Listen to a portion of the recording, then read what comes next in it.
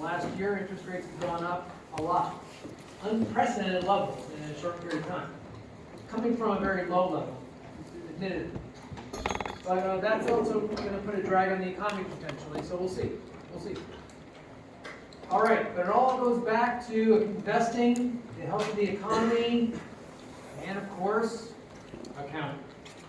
So speaking of accounting, we're going to finish chapter 1 today. We're going to talk more about homework 1, which you'll be in a position to start and put a good dent in by the time we meet again. And speaking of homework 1, it's out there. So you go to the class website, download it on your computer, and you'll have it. Homework 1 is due on Tuesday the 18th, so in 12 short days. Yes, ma'am? I don't know if it's just me, but when I looked at it, the homework one was locked until the 11th. Oh. Well, we'll unlock it. It shouldn't be, but thank you. Now, are you talking about, are you talking about the assignment? Yeah. Dropbox? Or the actual assignment? So that's a good point. The assignment Dropbox is frozen because we don't expect anyone to hand anything in until at least next week. But the assignment itself is under the modules in homework. Go to homework in the modules, okay? You see it? Anyway, just raise your hand when you see it. Okay. But anyway, you're going to have to, when you do submit it, you will use the Dropbox, which is in assignments. Yes? I just see the homework model template, not the actual homework assignment. Okay. So, what? It's not there. Well, check the other class. It should be posted.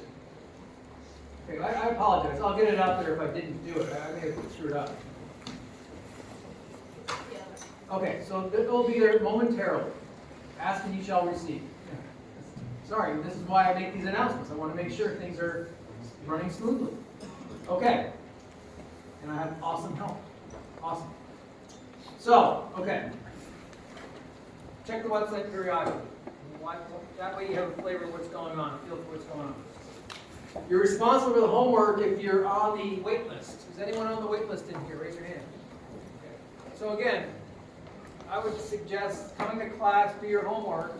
My guess is probably the first 15 or so will get in. Okay? That's usually what happens. I can't handicap it. I have no control anymore. I used to be able to sort of, have some leverage. I don't. They've taken it away from me. They've taken the keys away. When you do your homework, it's going to be graded on completeness and accuracy, just like counting. Yes, sir. So basically, there's going to be two things we need to keep track of, like the file with the homework and also a Dropbox for the homework. Yes, that's right. The Dropbox is you'll use it once, but yeah, they're in separate places. Good point. How do other classes do it? You don't have homework in other classes? Similar, thank you. All right, good. At least I'm not off the reservation. All right, so we talked about contact information. It's the best way to get a hold of me is through direct email. My office hours are on Tuesdays. I got 2 hours of office hours, one before classes start and one after. Okay. I had traffic on Tuesday, so you guys are eager to learn. That's good. Not only that, my office hours are up those stairs and to the left, through the double glass doors and to the left. Okay?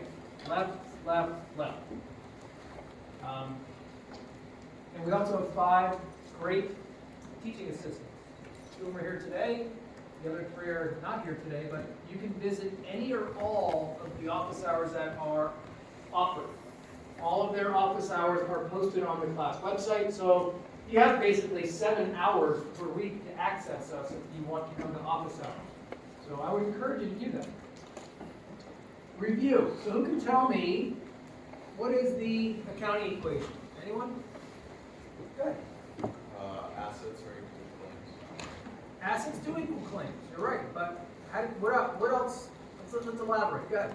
Assets equals shareholders. Yes, assets equals liabilities plus shareholder equity. You can say it that way too. All ways are fine, but that is the essence right here. Okay? This is the foundation for all accounting transactions. What about the net income? What's the formula for net income? Anyone have an idea? ahead. Net income equals revenue minus expenses. Revenue minus all expenses. There you go. Good job. And what about gross margin? Anyone remember gross margin? Is gross margin the same as this? No. Gross margin is an intermediate profitability measure that measures the profitability of selling a product, not the entire company selling the product. Okay? So if you were to sell an iPhone for, I don't know, just say $793, and the cost of making that iPhone is $500, your gross margin is the difference, $293. That's not the same as net income. So just know net income is different than gross margin. We'll have plenty of more practice to solidify that. What about GAAP?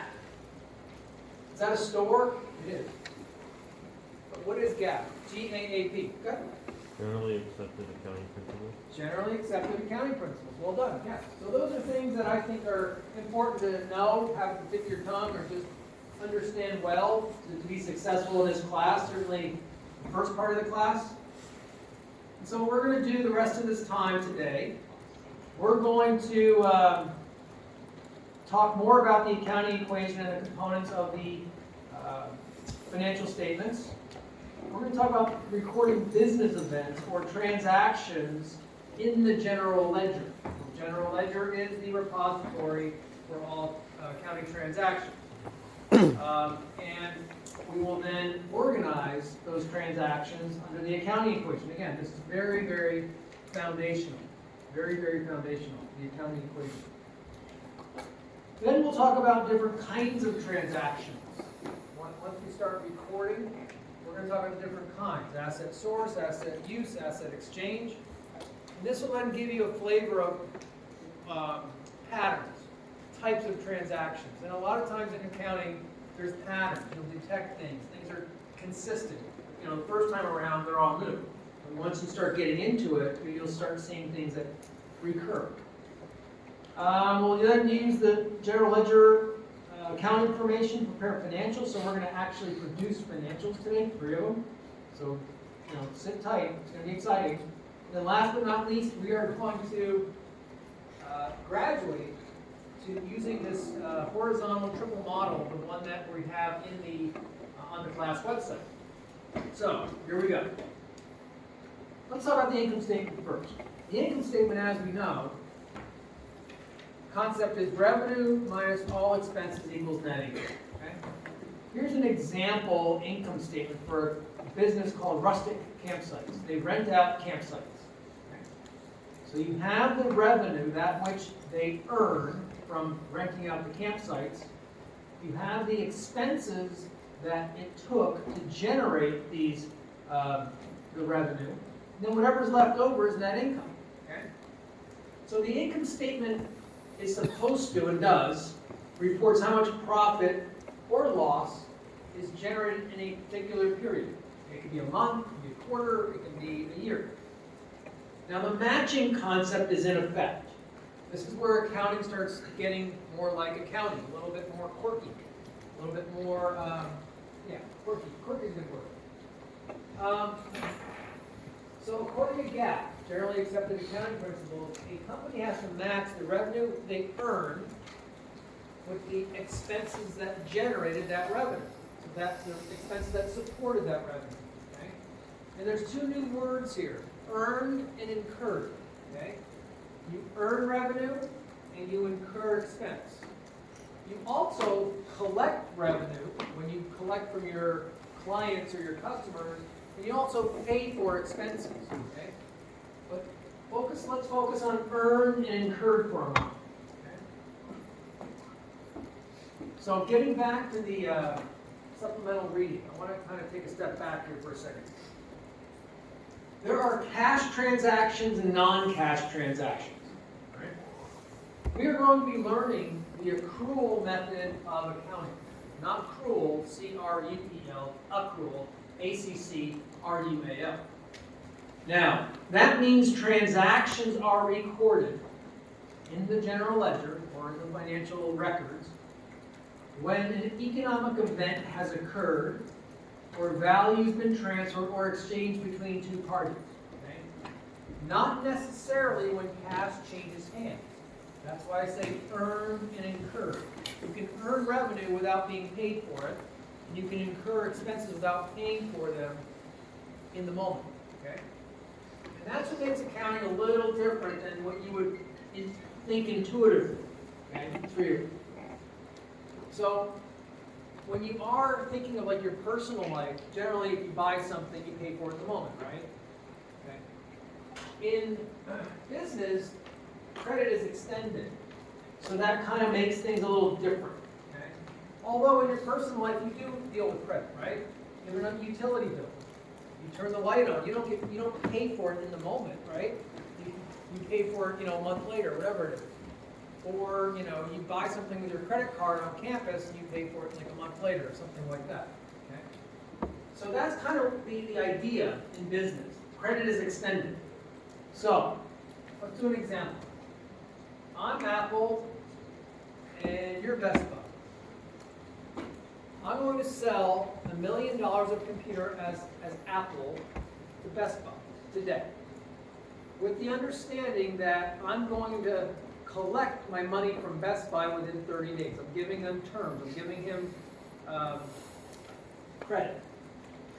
So I will now deliver my $1 million of computers to Best Buy. Let's pretend our warehouses are next to each other. Make it really simple. So I ship those computers. He receives them. Values exchanged, right? That is when Apple earns the revenue. That moment in time, when the value is exchanged. For Best Buy, they now have a cost on their books, okay, in their financial records. They have to recognize that cost. They've incurred that cost. I've earned the revenue, he's incurred the cost. Okay, I have to do it that way. Now, 30 days later, he pays. I get paid, he pays. Right? Cash goes out the door for him, cash comes in the door for me. So there's two things that we've just talked about. Recognition and realization. You recognize the revenue when the value is exchanged, and you realize the cash most times later, like within 30 days. That's how it works, okay? So that's how, to think about some of the transactions that are going to be recorded on the income statement that don't have cash connected with them in the moment. Cash will come later. It's a separate transaction. So that's a bit quirky, right? That's something that you probably don't do in your real life or think about constantly. But in accounting, that is how it's done. Normally always. The good news is, even though it's kind of quirky, it's consistent. It's consistently quirky. So here's the matching concept, right? Again, going back, this is why we went off on this tangent. The matching concept. So cash basis accounting, just recording things when cash is either paid or collected, will distort the measurement of net income because it fails to properly match revenue and costs, or revenue and expenses. So that's where earned and incurred come into play. You earn revenue when values exchange between you and your client, and you incur expense when you buy something, say insurance, or supplies and cost cover that you'll pay for later. Okay? Because cash is not always collected or paid in the period or in the moment when the revenue is earned or the expenses incurred. You just know that cash is not the same as net income.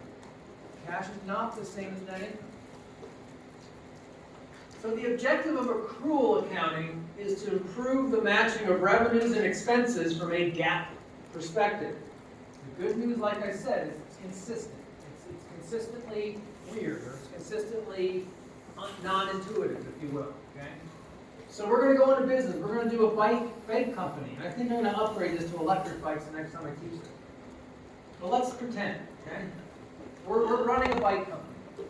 Our bike company buys bikes and sells bikes.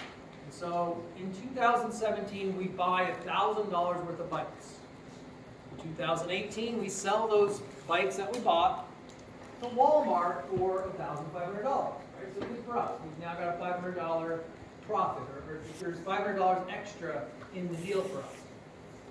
And then in 2019, we get paid for the bikes.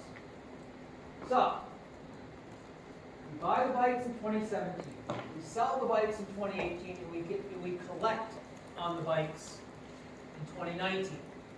So if you're going to construct the income statement for 2017, what would go on the income statement in 2017? Anything? Go ahead. $1,000 in expenses. Okay, so he says the $1,000 of expense. Who would agree with him? Okay, so fair enough. So that seems logical, right? And what about the revenue? What about the revenue? What year would that show up? Go ahead. 2019. So he says 2019. What did you say? What's that? 2018. He says 2018. So we've got a bit of a debate here. Well, guess what? It is 2018. So again, we're matching when the value was exchanged, right? The value was exchanged in 2018. That's when the bikes were sold, okay? You're tempted, I imagine, and again, this is a hard thing to get your mind around in the beginning here, to say 17 is when the costs are incurred, right? And 19 is when the sales happen. But that's not true. When is the value getting exchanged, and how do you match up the costs connected with that value exchange? 2018. 2018. Okay? So this is a really good way to think about the matching principle or the matching concept. You'll hear me say principle sometimes. And we'll get more into it in chapter 2 and even chapter 3. But again, really foundational. It's important when we're learning about the income statement. Let's talk about the balance sheet. What is owned and what is owed, and it has to balance. So we've got assets equal liabilities plus stockholder equity, right? We've got our assets here. We've got two assets, cash and land, $551,000. We've got notes payable of $400,000.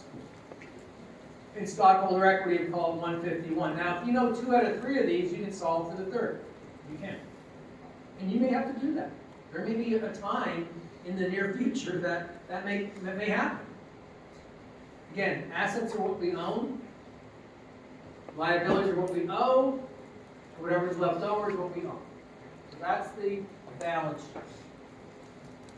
Last but not least, the cash flow. Cash flow is telling us what happened to cash in the company for a given period. Okay? There are 2 kinds of cash flows, or 2 directions, let's put it that way. Cash flows bidirectional. Either cash comes in or cash goes out. What do we prefer, folks? In. Right, all the time, right? Every day. Cash. I want cash to come in, not go out. Anyway, not only do we, quantify the cash direction, if you will, in or out. In means the bank account goes up, out means the bank account goes down. We also have different categories for the types of cash flows. We have 3. Operating activities, which most closely resemble the income statement. The income statement is intended to show how much profit did the company make in the day-to-day operation. So this is like your day-to-day stuff. This is the core business. Okay? Then there's also investing. There's also investing activities. And those are things that you do occasionally, infrequently. You buy a piece of land. You buy a machine. You buy another company, right? Or sell. You can sell too. That would be investing activity. Okay? And last but not least, financing activities. This is dealing with your investors. You either borrow funds from a bank, potentially, you get funds in from your investors, or you pay the bank back, or you pay your investors. Those would be the cash flows that would be known as financing activity.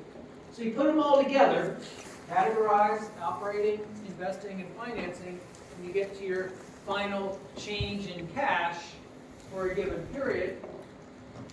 And then you add whatever you started with, and that would be your ending balance. Okay? Okay. So what do companies really report in real life? Right? What's out there? Well, companies issue or publish quarterly and annual reports, and those are on the SEC website in the US, Securities Exchange Commission.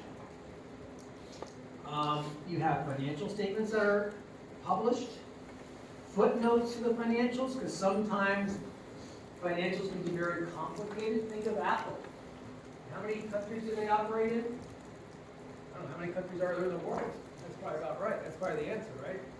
Certainly a lot. How many currencies does that mean? A lot. How many tax laws do they have to deal with? A lot. So their accounting could be complicated, right? So that's where footnotes come in. Then there's the MD&A, the management discussion and analysis. That's probably one of the most interesting parts of these public filings. They're dry. Don't get me wrong. It's not like it's exciting reading. But the point is, they're statutory, right? But that's the interesting part. This is where management talks about the business. What are we trying to do? What are our risk factors? What's ahead for us, right?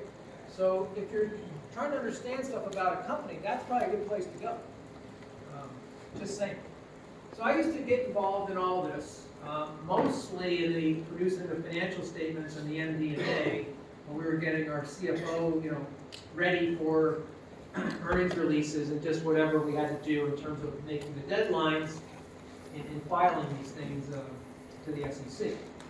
So if we looked at Apple, right, here is the link. I think I got it right here.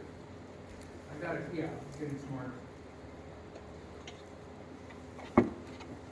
What we have is, well, let me go back to the very beginning.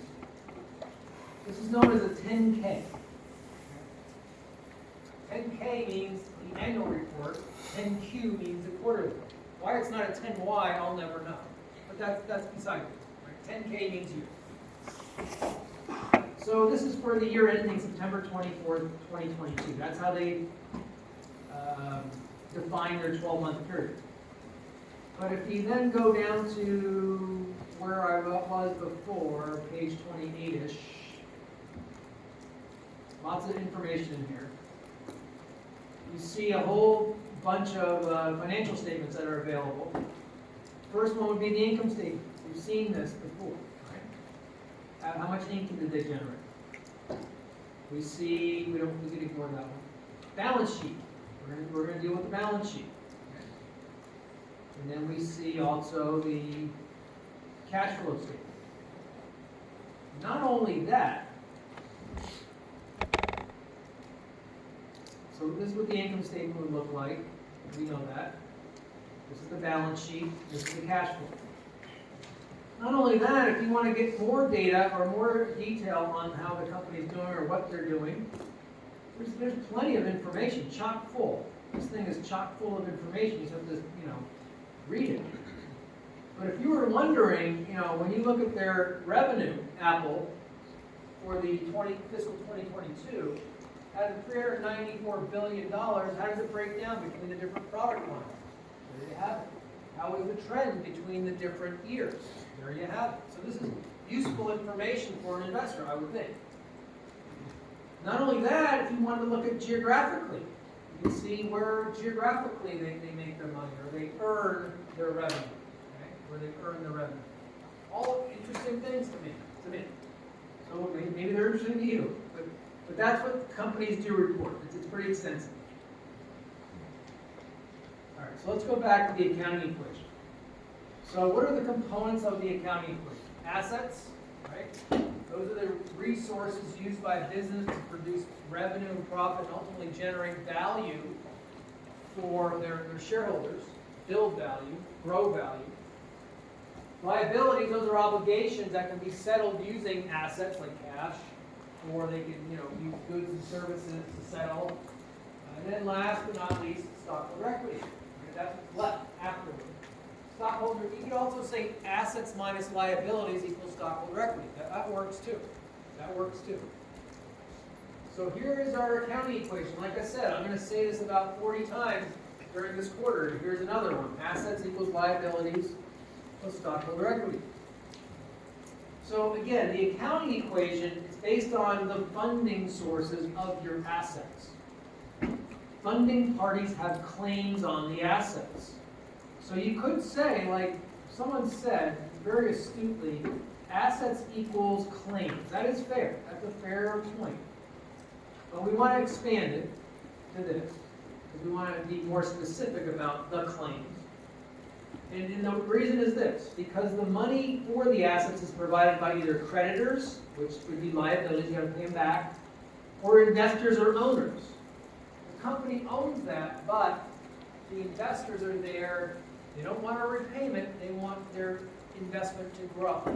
They want their investment to grow. So why would you buy a share of Apple stock? For it to grow.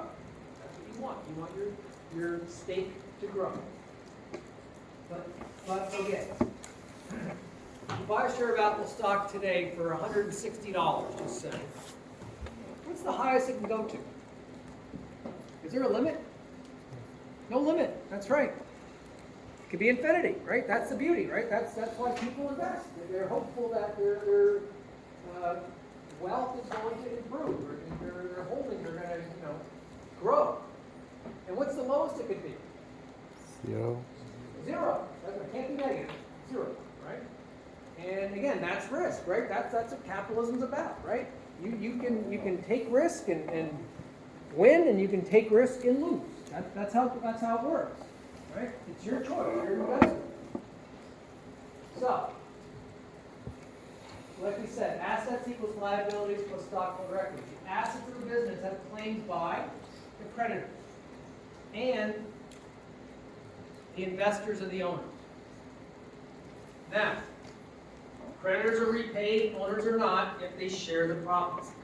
The owners aren't just going to sit around and do nothing when the company's not doing well. What are they going to do? Get out. They're going to sell, right? You invest in a business, and the business is doing poorly, are you going to be happy? Probably not, right? All right, so let's keep going. So let's, on the theme of where does the money come from? How are the assets funded? We said there's creditors that we pay back, there's owners that, let the company use their money in return to grow their money, their stake. There's also profitable operations. As the company keeps operating, as they make more and more profit, retained earnings is then impacted positively, right? It's kind of like, going back to the example of you all working in 2 different weeks. You make $1,000 each week, right? The first week, you spend $700. How much is left? $300. So think of that as your net income, right? The next week, you make another 1,000, and you spend another 700. You have another 300. In the world of retained earnings, that would mean you have 300 at the beginning of week 2. You have another 300. Now you've got 600. It accumulates. So retained earnings is like the accumulated profit. Okay, that helps fund your assets. Because what happens with all the profits that you keep making? A lot of times it turns into cash. So there's that balance. There's that balance. Okay. All right. So let's put this into a different perspective. We know that assets equals liabilities with stockholder equity. Now we want to connect the dots between this formula or this equation and what we just talked about. So if we were to kind of say, where are the creditors in this equation, you'd say liabilities. You'd say, where are the owners in this equation? Now we've got to break stockholder equity into 2 pieces. Common stock and retained earnings. Okay? So retained earnings is going to be the proxy for profitable operations. Okay? That's how it works. And so, common stock would be the owners, profitable operations, retained earnings. So anything that impacts profitability impacts retained earnings. So if something increases profitability, it's going to increase retained earnings. If something decreases profitability, it's going to lower retained earnings. Okay? There's that connection. And guess what? That's a connection back to the income statement. So like I said, there's interrelationship between the financial statements, and it's like a puzzle. It's like a puzzle. You like puzzles, you like numbers, you like business, maybe accounting is for you. You have to like deadlines too. All right. So here's our balance sheet. Assets equals liabilities for stockholder equity. So we've got, in the stockholder equity area, we've got common stock, and we've got retained earnings. Okay? There you have it. So what we're going to do next is now we're going to venture into some accounting events, accounting transactions. Okay? And then we're also going to, in conjunction with having these transactions in front of us and trying to transact the transactions, figure out which kind of transaction it is. What kind of event is it? Is it an asset source, asset use, or asset exchange? So let me start there. So an accounting event, it's an economic occurrence or a value exchange that will change the assets, liabilities, or stockholder equity in a business, okay? Specifically, a transaction is an accounting event that involves something, exchanging something of value between two entities. This could be acquiring assets or cash from owners, borrowing money from a creditor, or purchasing or selling goods and services, okay? All transactions, if it is a transaction, it will always, I don't say always very often, impact the balance sheet. Has to. That's the foundational nature of accounting. All transactions, if they are a transaction, will impact the balance sheet. Sometimes they'll also impact the income statement, and sometimes they'll also impact the cash flow. And once in a while, they'll impact all three. And we'll learn about it. But just know, for the real transaction, it will definitely, without a question, impact the balance sheet. Yes, sir? Are we kind of going to go over the changes in shareholder equity? No?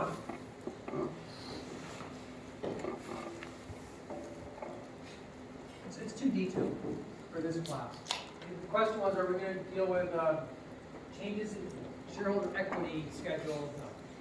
There's a lot of schedules we can get into, but we're not. Okay. All right, so classification of accounting events. We've got asset source, which is where both sides of the balance sheet get larger. Okay? Assets will go up, and either liabilities or stockholder equity will go up. Balance sheet value increases. The next one.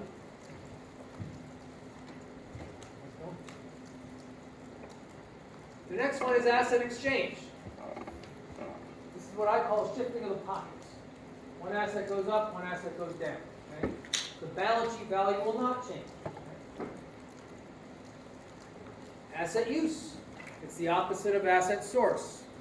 Assets will diminish, and the right-hand side, either liabilities or stockholder equity, will diminish. Okay? So the balance sheet gets smaller.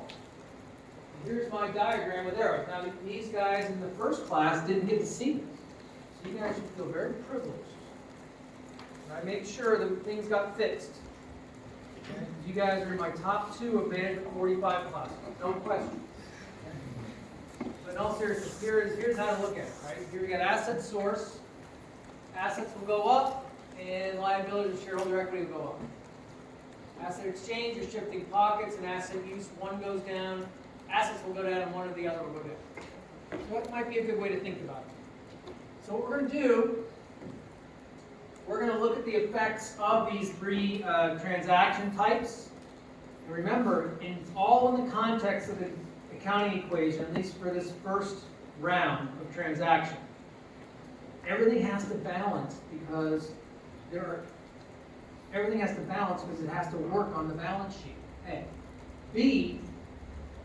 Accounting is known as having a double entry bookkeeping system. So there are 2 accounts involved in every transaction, and it has to balance. Okay?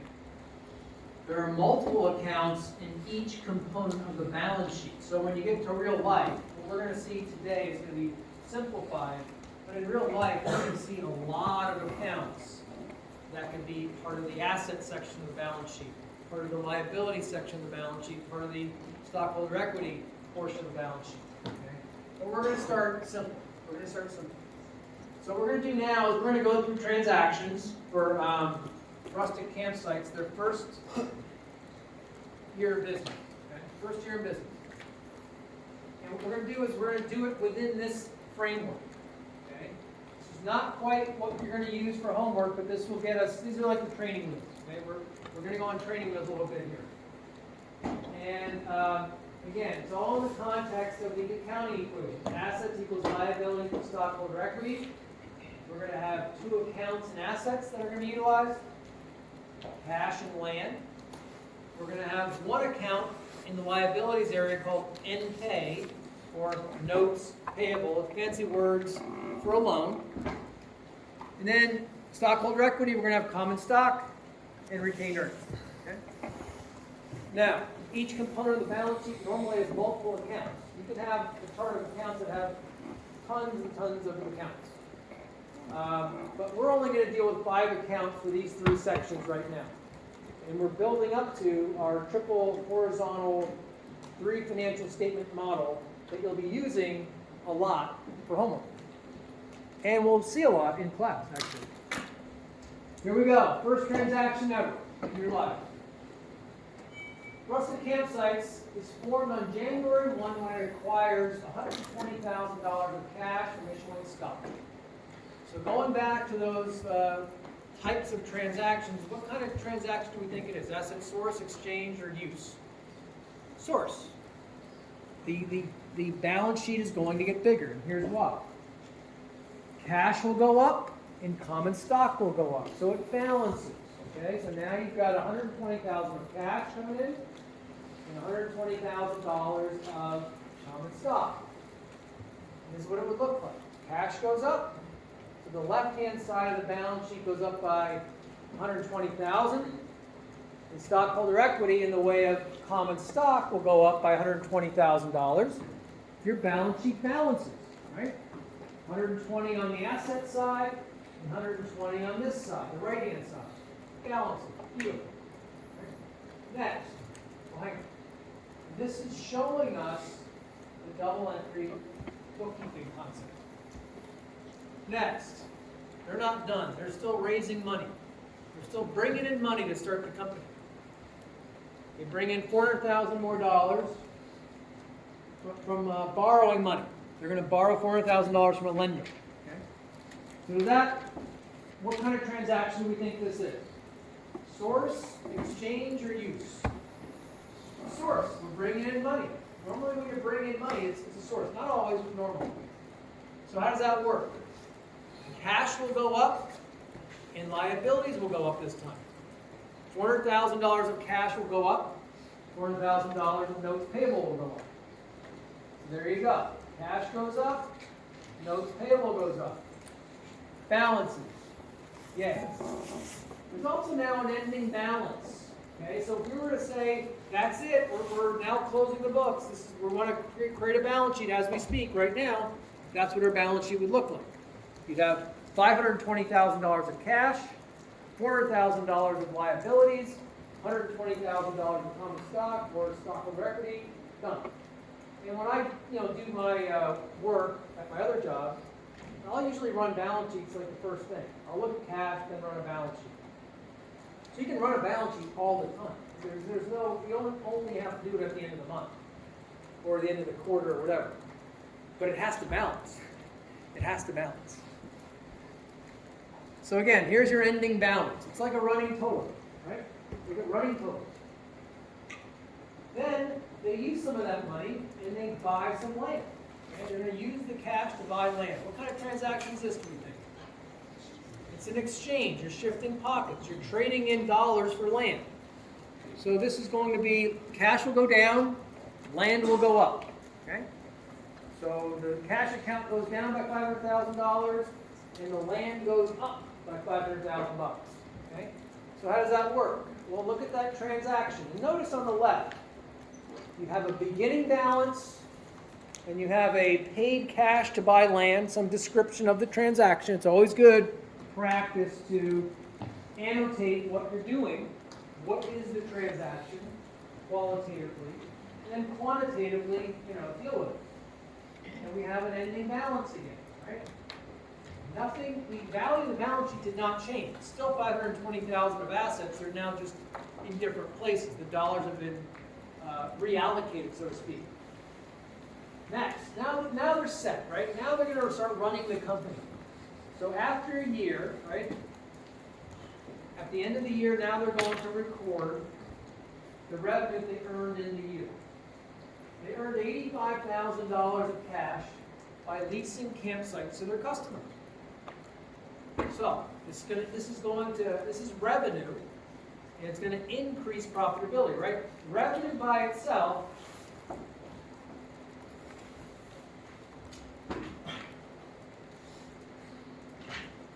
will increase net income, right? If you had no expenses and you only had revenue, net income would go up. So in isolation, when you have a revenue transaction, it's going to increase profitability. So, what kind of transaction do we think this is? Asset source, exchange, or use? It's a source. It helps the company, right? It helps the business.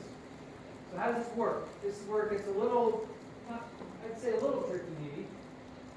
Cash will go up. We know that. We collected cash. $85,000 goes up. But how do you balance that in the balance sheet? The way you balance it is you balance it by utilizing stockholder equity account. Sorry. Within stockholder equity, retained earnings. Because anything that is going to impact profitability, net income, is going to also impact retained earnings. So in this case, $85,000 of income comes in by way of revenue that increases retained earnings by $85,000. So this is how it goes. Cash goes up, retained earnings goes up. Now our balance sheet has these values. I think the value of the balance sheet is $605,000 on both sides. It's still balanced. It will always be balanced. Next one, guess what? What do you think it's going to be? It's going to be an expense. Right? You got to match up the revenue with the expense because of the matching principle. And again, as much as we want to have no expense in our business, are there any businesses out there that have no expense? No, I would think not. I would think every single business has expense. Even counterfeiting probably has expense, right? Think about it. You've got the paper, you've got the ink, you've got the machinery. Not that I know a lot about it, but I'm just saying, even that is close to free money as there probably ever is. No, there's always going to be expense. So here's the expense that was utilized or incurred for rustic campsites that generate that $85,000 revenue. It's an asset use. Cash goes down and retained earnings goes down, right? It's the opposite of the revenue. That's how to think about it. It's the opposite of the revenue. So cash goes down, retained earnings goes down, and you have an adjusted new balance, okay? Next. End of the year, they pay their shareholders $4,000 of dividend. What's a dividend? Dividend is like a reward you get as a shareholder for participating in the growth of the business, in the operation of the business, helping fund the business. Many companies pay a dividend. So again, if you were the one shareholder that gave $120,000, now you're going to get $4,000 in this deal. That's about 3 1/3% based on my math. Okay? And that's probably about where a lot of companies pay a dividend, somewhere around 3%, low single digits. Okay? Not always, there's different ones, but we'll learn more about dividends in chapter 8. So what is the transaction? It's an asset use. Cash will go down, and where is the dividends funded from? Retained earnings. So think of it this way. The company goes ahead and makes a certain amount of net income. After the year ends, they say, you know what, we want to reward our shareholders a certain amount. We're deciding this time $4,000 goes to the shareholder. It's discretionary. They could say it could be, this much or this much, zero. But once they make the promise, they do have to pay. It becomes an obligation. In this case, they're paying $4,000. So what happens is that $4,000 comes out of cash, and it is funded by retained earnings. Their net income, the more net income they make, the more they have to pay dividends. That's how it works, but it's discretionary. It's not part of the day-to-day operation. It does not belong on the income statement. Dividends do not belong on the income statement. Because think of Apple. What are they in business for? What is their day-to-day business? Making iPhones and making iWhatevers and selling iPhones and selling iWhatevers, right? It's not paying dividends. Paying dividends comes after they make a certain amount of money for the year or for a quarter, then they pay it out on a discretionary basis. It's not part of the day-to-day operation. No. Never. In fact, I'll say never do dividends belong on the income statement. Okay. Last event. This is why they call it an event. Rustic finds out that the land they paid for on January 1 on December 31 is now worth, instead of $500,000, that which they paid, $525,000. Okay? So what up in value? There was a increase in the value of the land. Is this a transaction? Has any value changed hands here? No. It's nice to know. They could now sell it if they wanted to and get maybe $525,000 instead of $500 and have a upside. They could, but they're not going to. All they did was say, this is what it's worth. Okay? So there is no transaction here.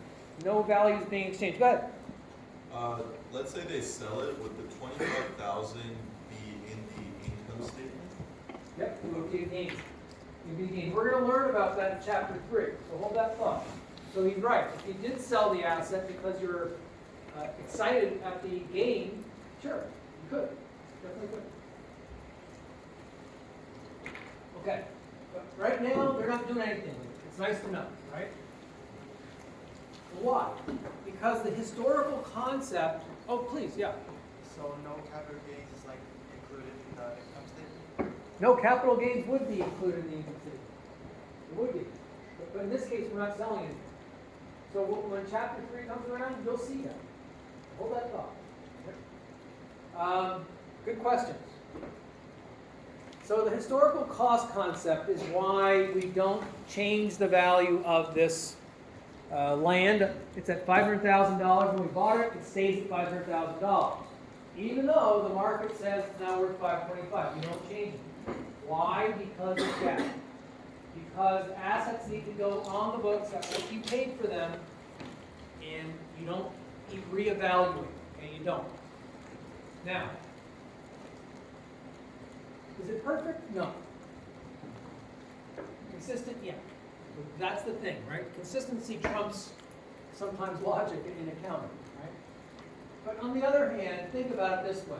What if a company was at liberty to reassess their assets when they wanted to? What would be the bias? They would reassess their assets to be as favorable as possible. And would that be giving investors perhaps maybe overstated or maybe inaccurate information? Certainly inconsistent information. Yes, so that's why that's prohibited. That's why you don't do that. It's kind of like me saying, you guys, just do your own grades. Just do your own grades. Okay? What do you think the bias would be? Higher or lower grades? Everyone gets A's, right? Or A pluses probably, right? So that's another way to think of it. All right, so anyway, we talked about asset source. The balance sheet gets larger. We talked about asset exchange. That's the shifting of pockets. And we talked about asset use. The balance sheet gets smaller. Now, let's prepare financial statements. What could be better, right? You've got a beautiful day out there. I'm sure that's going to be your first choice of activities in the day. So here we are. All right, so let us prepare some financials. So, again, we said the general ledger is the repository for financial information, okay? And all transactions go into the general ledger. We're going to now record, or look at the recorded transactions in the general ledger, and then derive the financial statements, or generate the financial statements. And notice, as we've been saying, the data is organized by account. Each event balances. We've only looked at the balance sheet. We've only looked at the balance sheet world, and every transaction has to balance. Has to. And again, there's a summary. And so this is how we're going to produce the financial statements. So this is just like you do in real life. Okay? So here are our events on the top. We've got 7 events. I got 7 events. How many transactions do we have? 6. The last one's an NA. There was no transaction. That's why they call them events, not transactions. A transaction technically is something that shows up in the balance sheet. Okay? Has to. Always has to show up in the balance sheet. All right, so